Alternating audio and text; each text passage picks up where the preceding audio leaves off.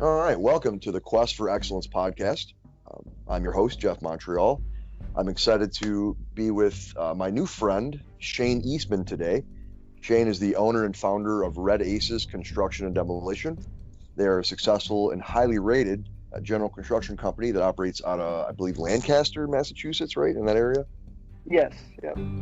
How you doing? Hey, I'm doing great, man. Super happy to have you here. Just wanted to give a little intro and kind of a little bit of background for what you do. And to take that a step further, where me and Shane met over the past few weeks / couple of months, we've both been involved in an online education program called Entre Institute, run by a guy named Jeff Lerner. Super awesome guy. He's a mentor of mine. I know of Shane. It's completely changed my life. We'll talk more about this later on, but that's where we met.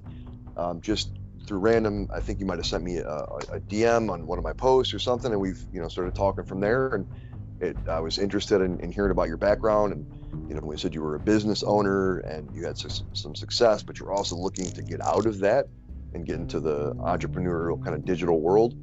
I find it interesting that you're a successful business owner and doing well. You're not like you're making pennies, but it's still somebody who's found some kind of success in the regular kind of brick and mortar traditional corporate world. The fact they'd want to do the digital thing, I'm curious to hear about. So yeah, happy to have you here, man. So yeah, thanks for being here, Shane. I appreciate it.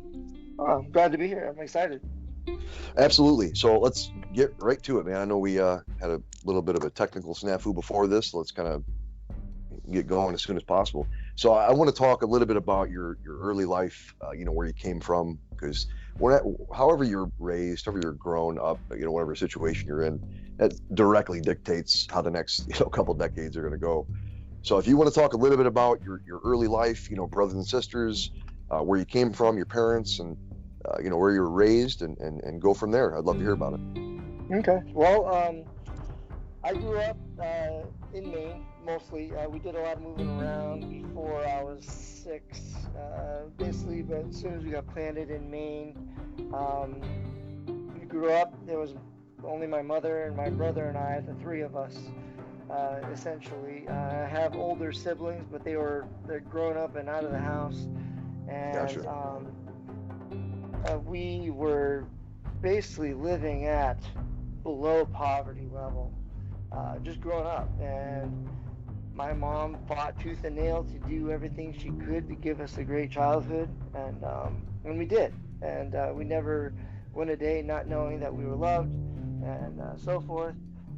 But I just went with a lot of things, and there was no secret that I was the poor kid of the community, and but we just made the best of it and tried to do well in school, overcoming some hurdles, learning disabilities and so forth. But just growing up that way, I knew that that's not what my life wanted to be, and it was so I got to did the best I could to what everybody says, get a good education and go to school and so forth. Well, I ended up doing well in high school and got accepted to Bentley College, a very prestigious business school here in Massachusetts, in fact. And went there, and well, I wasn't quite ready for that level of education, and didn't quite fail out, but I was told that my financial aid package wasn't going to be the same as what I was awarded when I first started. So I ended up joining the military. And what branch? Air Force. Yeah, Nice. I did 12 years in the Air Force, and it was very rewarding for me. It gave me a foundation to basically grow from. While in the military, though, I was exposed to that there's more out there through different entrepreneurial opportunities, through either network marketing or direct sales and such. And I learned that, how the 1%ers kind of got to where they're at if they didn't inherit it, if you will. So that kind of opened my mind. Basically, I got the entrepreneurial bug bitten then. Tried many things and failed many things. Not through necessarily, like, network marketing has such a bad name because Yeah. anybody can join it. And of course, because anybody can join it, anybody can easily quit because there's usually very little skin in the game, so people don't give it the effort it really needs.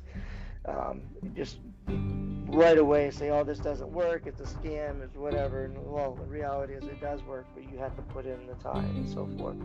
Right. It didn't quite work for me, really, Jeff, only because of the fact that I didn't have a circle of influence of people because I was in the military, I moved around a lot, and I didn't have a strong network of people that would, put their trust into me and so forth.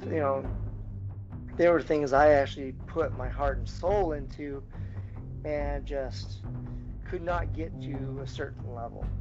And, Now, let me ask you a good question about that. I got a couple questions about what you said so far, but right there, do you know now why that you struggled then? Is that something where, because you found some success, starting your own business and running your own company, what was the difference? What then, what changed? well, certainly with those, it was any real success. It relied mainly on relying on others. Gotcha. Where my brick and mortar business, it was 100% on myself. But I knew when I started it. Look, I'm basically owning my job instead of just having a job. Mm-hmm. That's really the only difference. Because if I get hurt or whatever, there's no money coming in, and there's a lot of risk there. And the reason why my business was is pretty successful is because I dictate. I eat what I kill. Yeah, And, you're the captain of your own ship. Right? Absolutely. Yep. And I choose essentially to go after whatever I want and what jobs I want to do, and I dictate what I charge, and I figured out patterns, and I just kind of grew from there. I learned and just kept growing with it, and that's pretty much profitable right away because I did it in a manner that I didn't buy a whole bunch of equipment and all that kind of stuff. I bought it as I needed it, and every job paid for that. So I basically kind of grew it from there. And I'm not like rolling in money, if you will. Making six figures, gross revenue. But there's a lot of expenses that go along with that. Running a brick and mortar business, and the overhead is just unreal. Well, and people just don't realize it. I don't mean to interrupt you. I don't want to get too deep. I got a few questions about because I'm going to dive into your business and how you got started and what you're doing, how you help people and exactly what you do and your employee base and all that kind of stuff and problems you've had. We're going to dive into that, but let me kind of dissect some of the stuff you've already said because I find this early stuff is so important. It's your foundation, and this is what dictates whether you have to re-pour it or go with it, right? So it sounds like your mom was an incredibly awesome lady. Because hearing poverty, if you've been in it or if you have not been in it, it's just commonly known to be something that's rough, especially for kids. It's tough, and it sounds like you talk very highly of your mother, and she got you guys through, and you had everything you needed. Was she really kind of the first big positive influence in your life? Was she just all around there for you guys with whatever she could provide? Is that how you would describe her, or would you do? Oh yeah, absolutely. Yeah, cool. She sacrificed so much for us, and looking back, my brother often comments, it's like, man, the stuff that she would let us do, as being boys. We used to go to the sand pit and like jump off these 40-foot walls, landing in sand or whatever. We could have easily fallen and broken our arm or worse. And something, but no insurance, whatever. But she would let us do it. She would let us live. And yeah, it's so funny. I'm sorry. As you wrote that, or as you said that, I wrote down she let them live. Like literally, as you were saying that. That's incredible. And I wanted to ask you about that because you find parents are so restrictive of their kids, whether it's they want to keep them safe and protective. And I'll be honest with you, when I don't have any kids, but when my nephew was born, my niece and nephew, especially with the nephew, just he's a dude, my little man. But even watching him like crawl up steps when he was a baby used to freak me out. My sister would be like, "Nah, he's fine." But you had that initial instinct to protect them, that natural thing. But so for a parent to be able to do that, to let you kind of be yourself and take some risks, even when you're young, says a lot about her understanding of what it takes to grow someone into a well-rounded person, right? Because if you would have been constricted when you were young, along with living through poverty, it would have been a pretty crappy childhood, right? Even if your mom would have been a good person. So that's that's awesome. That probably led into you deciding to run your own business and taking that risk and being calculated about it, because you've done crazy stuff before. And all right, so that's awesome. A couple other quick questions. If you don't want to go too deep into this, it's totally fine, but I'm just curious. You didn't mention your dad. Dad not around, just not in the picture. What was going on there? So they were divorced. I'll go into it. I mean, it's interesting. I didn't really learn a whole lot about my dad until I met literally a brother from a different mother. Gotcha. And turns out my father was he worked in the unions in Chicago. Mm-hmm. And essentially he was an enforcer. Understood. So, needless to say, he was very violent, very angry, had a very strong temper. He had a very rough upbringing himself, and in depression. So the reason why we moved around a lot was because we were actually running from him, trying to hide from that, because my mom did not want me to be exposed to that life. And later on, there was amends made and so forth, and then he ultimately ended up passing away when I was still young. So I'm sorry to hear that, even if it wasn't a great relationship. So go ahead. Sorry, go ahead. Yeah, no, it's certainly it's been many years ago and so forth, and it does make an imprint on you, of course, but certainly you grow from it, you learn from it, and the therapy takes care of those kind of things. But I laugh and jest, but no, I mean, it was an absent part of my heart, my life, and it basically another thing, a void that I had to fill on my own, and so it was just my mom and pretty much taking care of us. I understand, and I'm really trying to avoid in any podcast I ever do talking too much about myself, but I will tell you, I can relate to some of that. No journey is the same, right? We're all kind of on the same quest, but no journey is the same. And I can relate to a lot of that. And I'll tell you the one takeaway, and it's about your mom.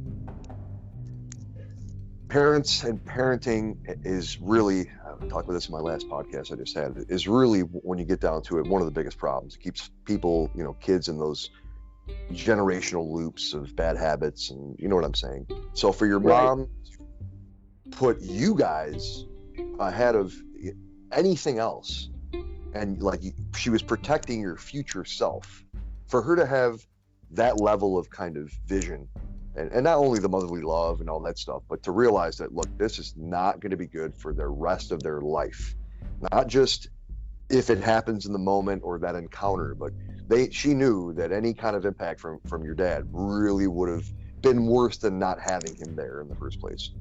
So I respect your mom a lot. I don't know if she's still around or not, but she sounds like an amazing lady, and I'm sure you fully embrace that. But it's interesting to hear. And from there, another thing that struck me, and I can also relate to this a little bit, wasn't ever labeled with like a learning disability, but had some other issues that were just extreme, and forcing me to go to a therapist and all that kind of thing.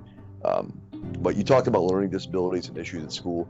Was that something where, and again, I'm not trying to get too deep into your deep dark past or whatever, but this stuff is important. It really is. And we talk about it sometimes when it's a long lost memory that we never think about. It's sometimes it'd be really healthy to even discuss it. But was that a real tough time? Were you picked on? Was it hard to kind of meld in with the rest of your classmates?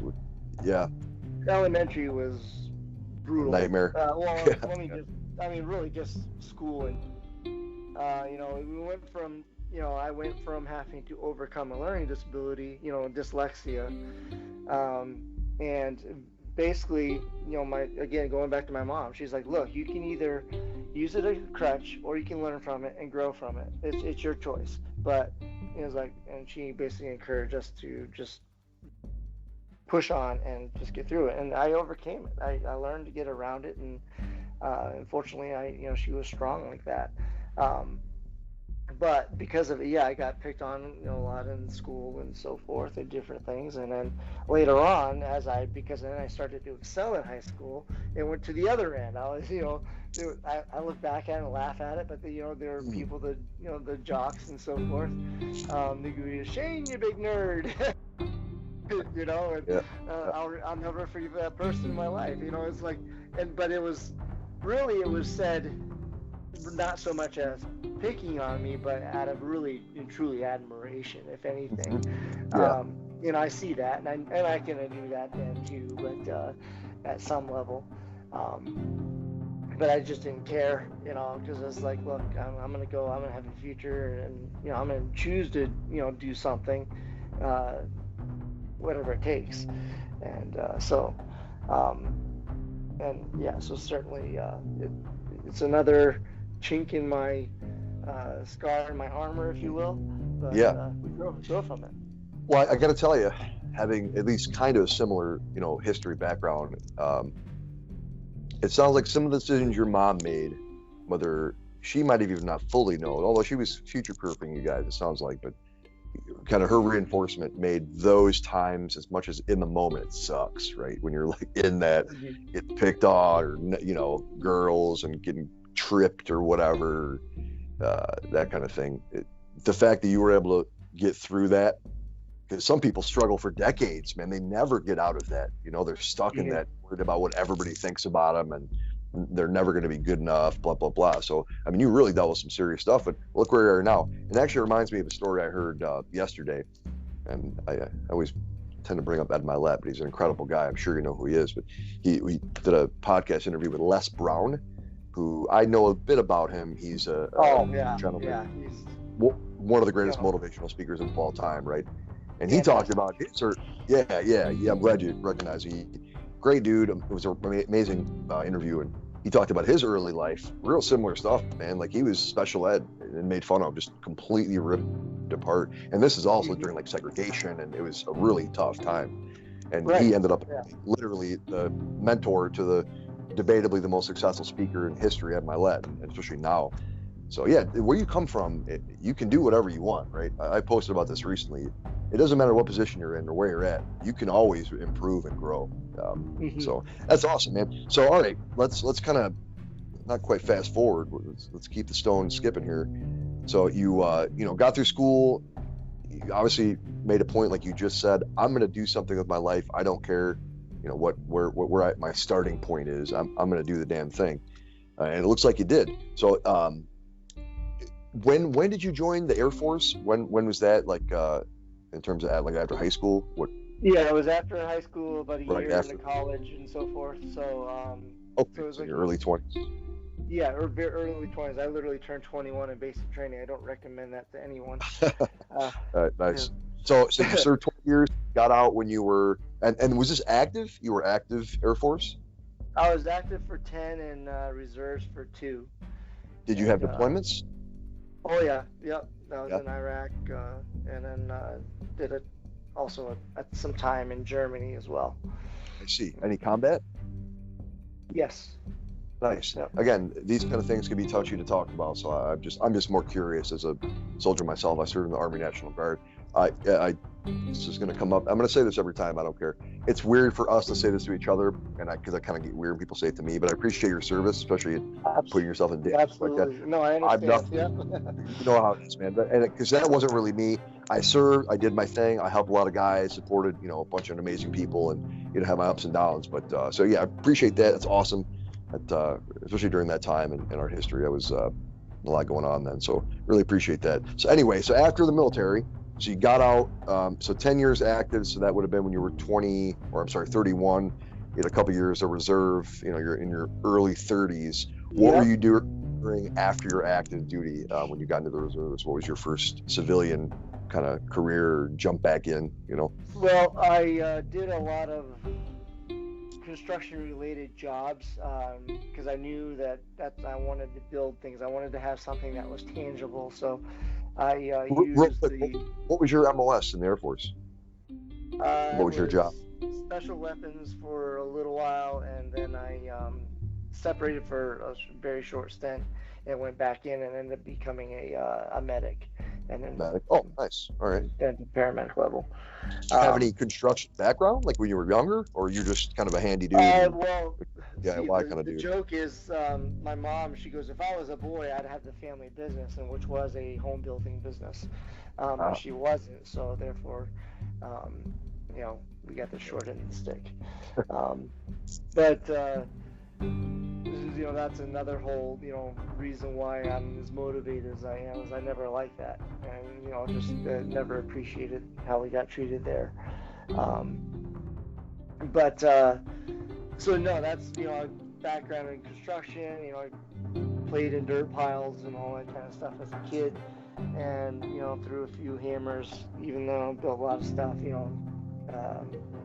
So that's when I kind of said, well, I want to do something, and so I got my education in construction management, and was much more prepared for college at that point. I really, learned how to study and just focus on, I did not want to fail at education again, and ended up with a 4.0 GPA. Just because it's like, no, I was there to study and learn, and I made sure that and then did some construction, commercial construction for a while.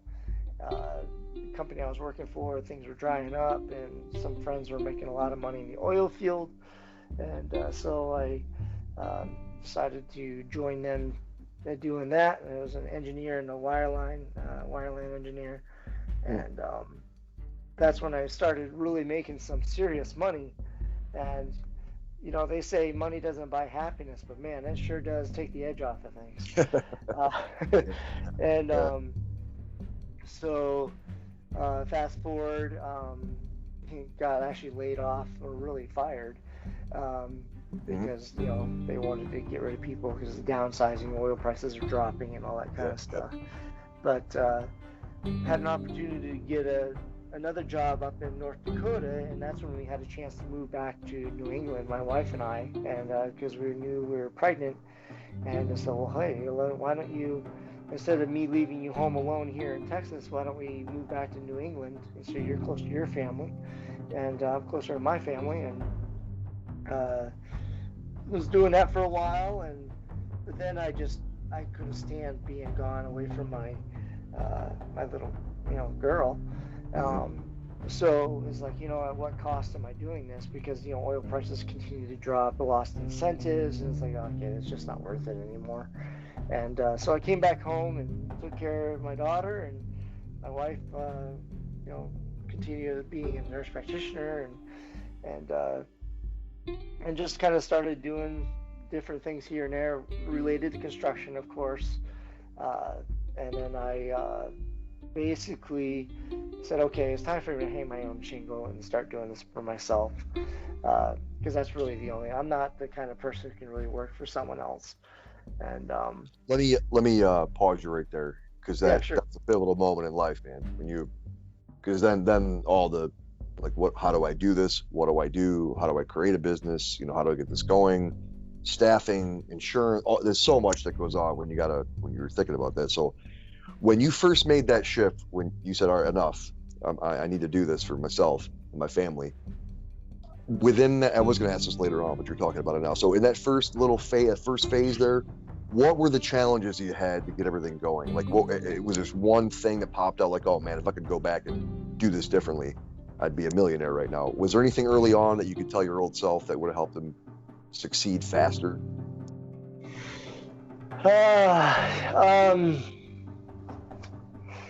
Yeah, charge more money for what I was doing. Hey, no, that's funny you say that, man. I gotta tell you, I've been completely overwhelmed and inundated. I just can't help. I'm like addicted to podcasts and thought leaders and information lately. And I'm telling you, that has been one of the most surprising commonalities between a lot of them. Where, and think about it, if you're charging $5 for something, right, and you're claiming it's some awesome thing, you're going to get a lot of people that are cheap, don't know what the hell is going on, and are looking for make a quick buck, right? Because they only got $5. If that same thing is $5,000, you're going to get a lot higher, I don't want to say higher class, but more potential to have success with your clients. And I mean for both parties, not just for you money. There'll be a better kind of person for you. So that's interesting to hear you say that, because it sounds like with your history, you already knew what you were doing. You had some construction background, so it wasn't really the nuts and bolts of it, and then starting the business, you sound like at this point you were a go-getter. And even like you said, you started having success right away. So that's interesting. Your problem was you could have made more money earlier. It wasn't like some kind of technical issue or a problem with an LLC or equipment. It really was more of the, like, all right, I have more value in what I'm doing than I actually realized when I started, right? That's interesting. Right. Anything else in the beginning that you found was tough, or really just that was your one big way? The other thing too is, having a solid understanding in the direction I was going, because I kind of started off as a handyman, just because you don't need a license to be a handyman, doing odd jobs and so forth. And I guess that's one of the reasons why I didn't charge as much as I did. But as soon as I got licensed as a general contractor, my prices skyrocketed at that point, because I could afford to. But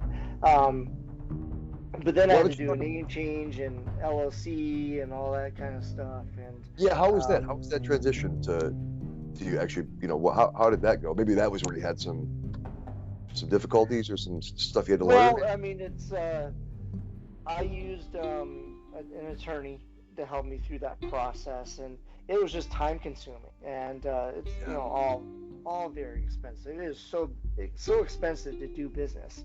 And so when people, your most irritating thing, I'll tell you, Jeff, is like, well, how much do you charge an hour? I go, it's not fair for me to tell you how much I charge an hour.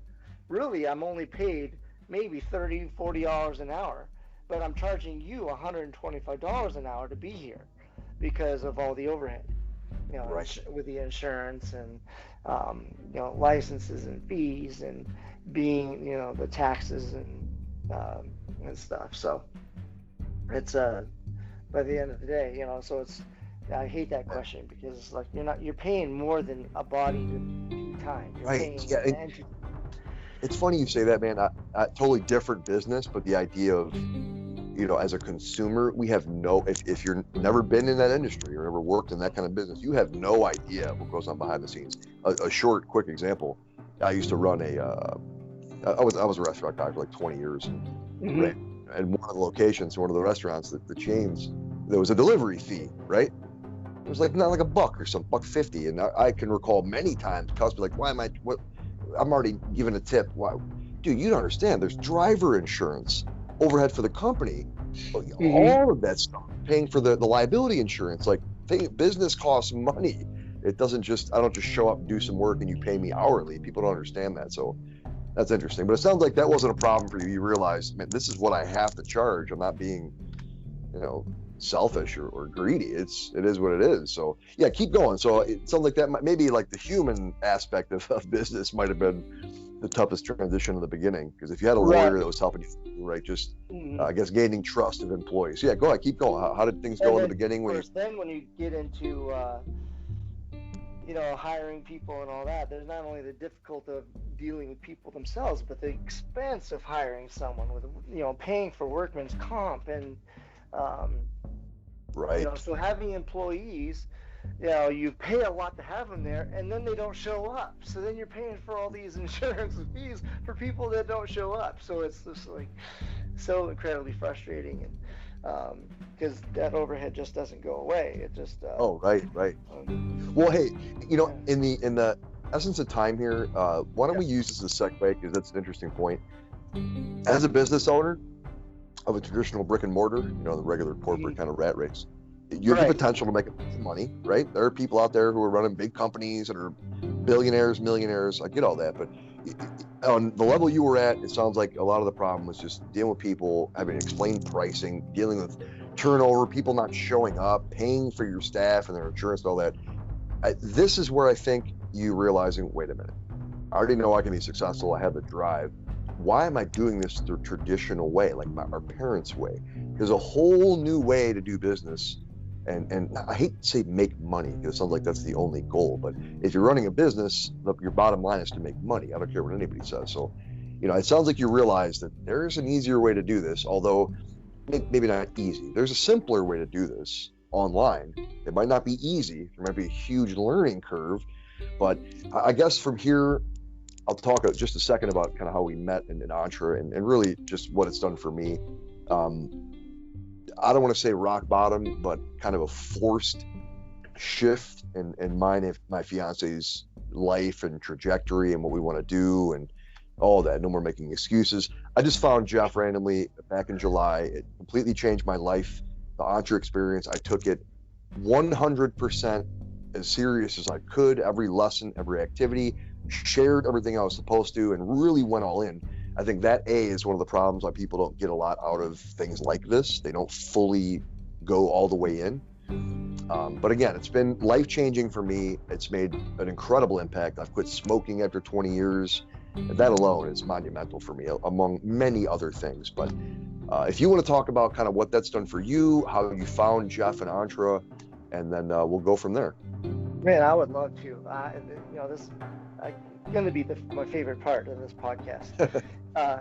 Because literally, Jeff, there have been times like, I really enjoy my job, but, I work with all these different customers and all different ages and so forth. And, when I started doing really good work and my name was getting thrown around there, people that were making money were doing all this stuff either on the internet, some kind of software engineer, or some kind of computer-based business, and they're working from home, have really nice lifestyle.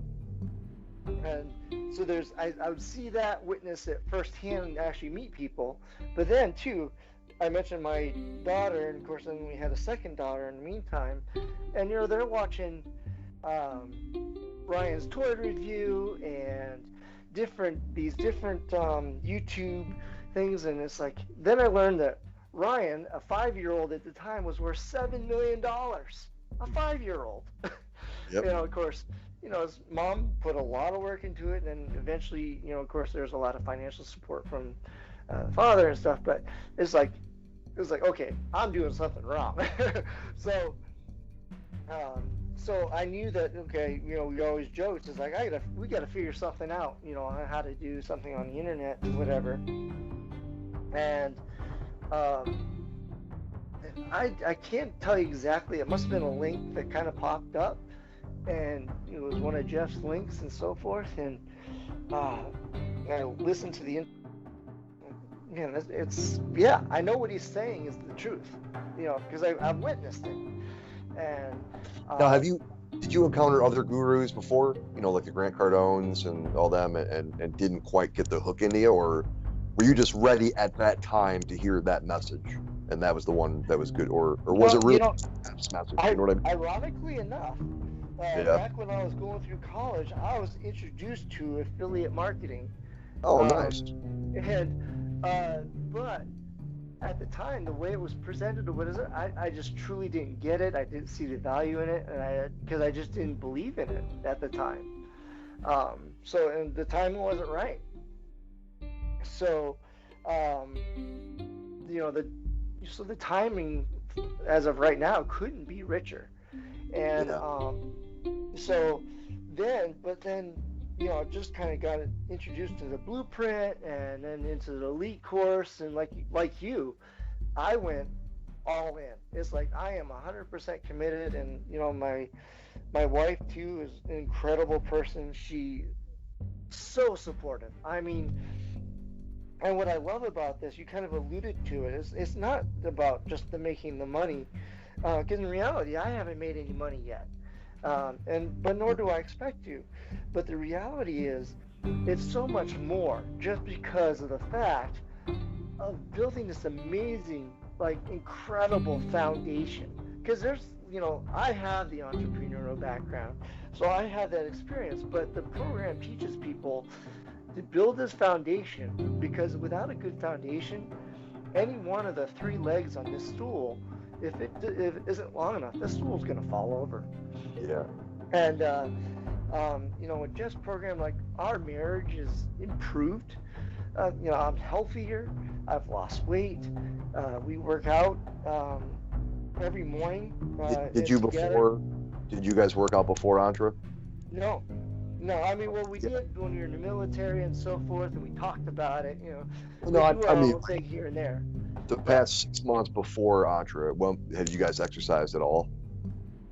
No.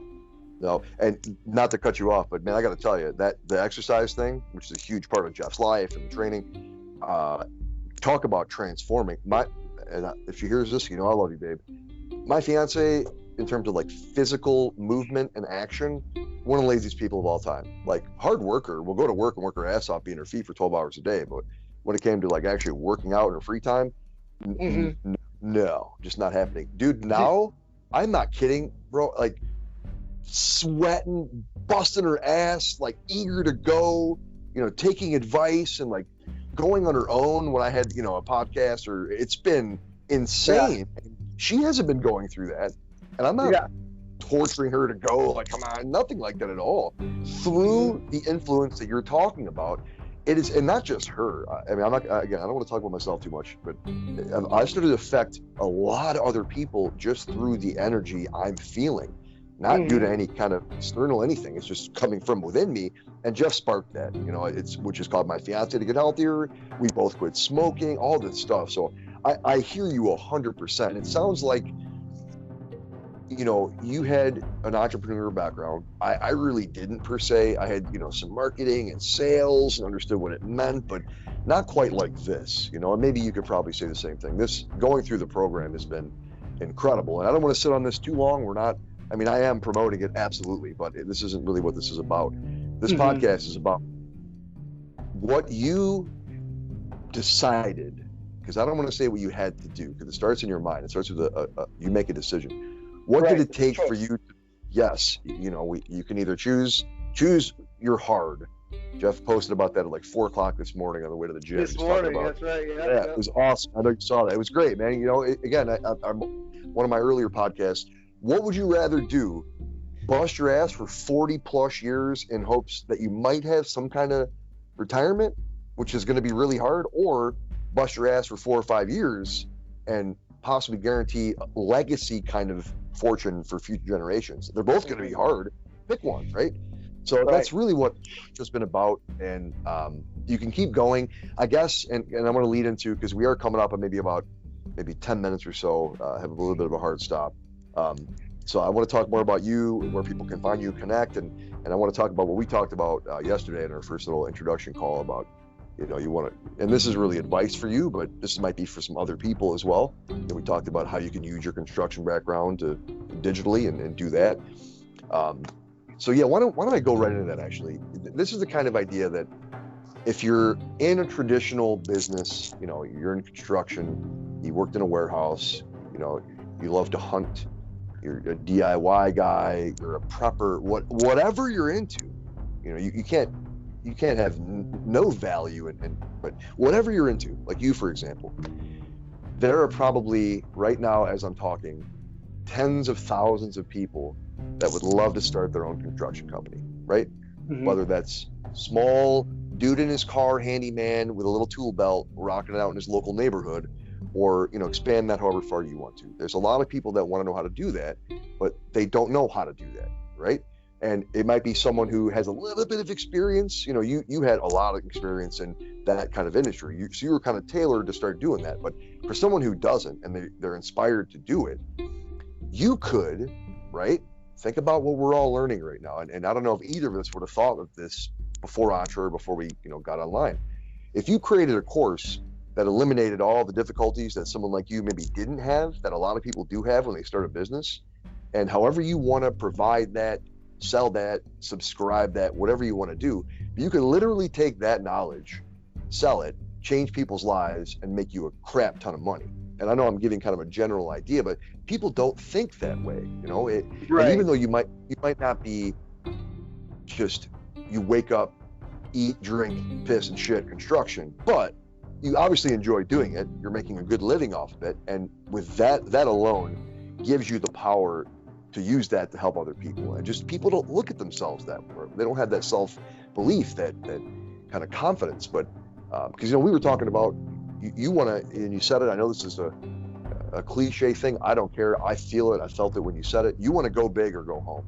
And the only Right. way to do that, right, to be that 1%, you got to take a risk. You got to do something like buy an educational course, or maybe fail at a few businesses before you succeed. So if you want to kind of take over from there, and both what Entre has inspired you to maybe want to do, and then talk about that a little more, it'd be great. Yeah, I mean, really, I plan on doing just absolutely skyrocketing. I mean, there's the middle class is being obliterated, beat up, and I really want to build a life that gets me out of the middle class and up into that upper echelon, and um, and I just know that Entra is the vehicle for me to get there. Um, and either doing an educational course, or the affiliate marketing, or even the agency, um, just getting something going, and just knowing that investing the time, being all in, and having a very close core of people that even know what I'm doing, and such, and just running with it, and not just not looking back.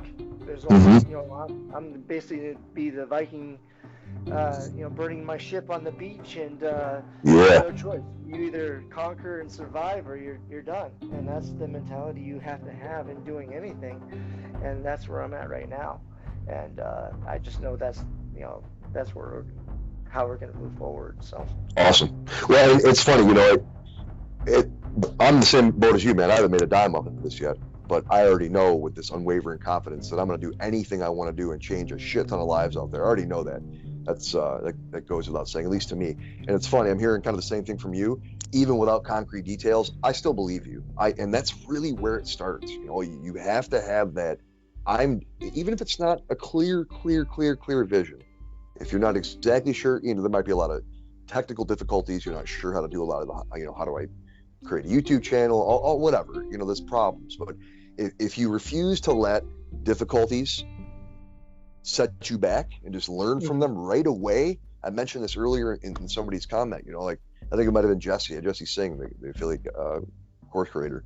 But you make a choice, right? You can, when you have a bad day, it can be a bad day all day, and that day is shot. Or the moment you're like, okay, things are going bad. Like, why are they going bad? Why the hell is this happening? What, did something happen yesterday, or am I holding on to something? Because we're not aware of our subconscious, right? Usually we have no idea. So you really got to take the time to stop, pause, figure out what you're doing, and keep moving forward. I've had dozens of mistakes and dumb stuff I've done on this journey for the past 5-6 months, but it's just propelled me forward, because I realized that I learned something, and I'm not going to do that again. It's pretty much that simple. Right. Yeah. And that's all you can do about anything. Even all the failures I had before, they might have been failures, but I still learned a lot. It gave me skill sets that I didn't have before. Right, gave me exactly. Confidence. It gave me the strength and the wisdom, and to open my mind to know that it even exists. So you have to cherish these the failures and so forth in your life, because without them, you really don't grow. Oh, that's amazing, man. I thought you were going to say something else, but that's even a better side. Without the failures, you can't appreciate the good times, right? So right. Well, absolutely. Yep. And the deeper you kind of bury yourself in the failures, it makes the really good times that much harder to get and see. So no, that's great stuff. I totally agree. Well, look, I want to give you the next couple of minutes to, I know you don't, and you could definitely talk about your construction company if you want, locally, people that might be in the Lancaster or Mass area and want to connect with you to get, some work done. You're obviously a upstanding dude, and you're running a good bit. I checked out your ratings, tons of great reviews. I think you had like 4.9 stars. So obviously you run a good company, but aside from that, if anything else you want to put out there for anybody that wants to connect with you, just to chat, somebody who might be in a similar line of work that might want to connect and talk about how you did what you did? Where's a good place to connect with you? Either through Facebook, it's just Shane Eastman. This is a page you can connect me there. I mean, worst case scenario, you can always text me at 978-833-9585. I'm always happy to answer questions and help people. Really, those are the two best ways to get a hold of me. Email is also another form if it's going to be in odd hours or whatever. Of course, is at Shane_E_Eastman@yahoo.com. And, gotcha. And I'll make sure I put all that in the show notes, especially your Facebook link. That way they can connect with you and get whatever you need and shoot you a DM or whatever. Yeah, absolutely. So one final thing, Shane, and you've dropped some great nuggets in the last thing you said. It was awesome. But any final advice for anybody that's either at the point that we're at, or maybe at the point that they were at, or you were at when you started your first business, the Red Aces? Any advice for somebody just starting out? Basically, for anyone, don't let the past dictate your future. Just take whatever it is that happened to you, look at it, examine it, and learn from it, and just look at where you want to go and figure out who it is that you want to be like, or who you want yourself to be, and find that person and grab onto them and copy them or whatever, and just go for it. Just you're gonna fail, you're gonna make mistakes, but it doesn't mean the end of the world. The only time you really truly fail is when you stop going after what your dream is, and because you're just selling yourself short otherwise. Love it, man. I couldn't have said it any better. We have to learn from our past or we have no future, right? That's amazing. And that goes for everything, history, the world, individuals. So great stuff, man. Look, it's been awesome. I've had a great time having you. If you ever want to reconnect and have you on again down the road when you start progressing, that's actually one plan of mine. A couple people have mentioned it, and I think I'm going to do it. You might have even been one of the ones, I'm not sure, but I'm going to reconnect with all these early guests, the ones that are kind of just starting out or just got their business going, and see how you guys are doing in 6 months to a year. Yeah. Give you a little checkup and motivate some people with some success stories, because I know you're going to be one. So Shane, it's been awesome. I appreciate your time, man, and I look forward to talking again soon. Absolutely. Thank you so much for having me on. Yeah, for sure. It's been a pleasure. We'll chat soon, man. All right, cool. Bye.